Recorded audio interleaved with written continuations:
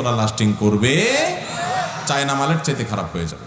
অতএব মুরব্বীরা, বাবারা, ছেলে মেয়েরা নষ্ট হয়ে যাচ্ছে, বোঝার চেষ্টা করেন, এজন্য অল্প বয়সে তাদের বিয়ে দেন। যেটা পলিসি বলতে চাইছিলাম ভুলে গেলাম, সেটা হলো যে ছেলে এখনো পড়াশোনা করছে, মেয়ে এখনো পড়াশোনা করছে, এখনো বিয়ে আপনি দিতে চাচ্ছেন না, হয়তো মাত্র তার বয়স 19, 20, 21, 22, ঠিক আছে, আরো পরে বিয়ে দিবেন, সে চাকরি বাকরি করুক, মোহরের ব্যবস্থা করুক, ভালো কথা।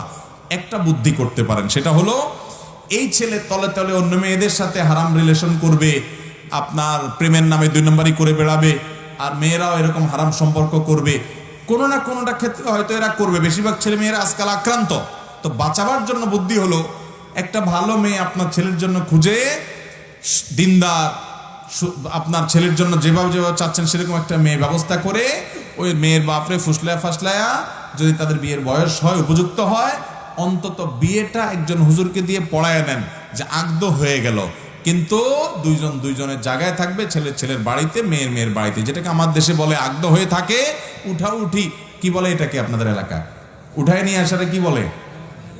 উঠায় আনা। এই উঠায় আনা, ঠিক আছে, 5 বছর, 3 বছর, 4 বছর পরে ছেলে বাবা চাকরি করলে তখন হবে, তার আগে বিয়েটা হয়ে থাকুক। তাহলে এরা মেসেজ আদান প্রদান করবে, এরা যোগাযোগ করবে, কথাবার্তা বলবে, সেগুলা ওই অজাগা না করে জায়গা মতো হবে।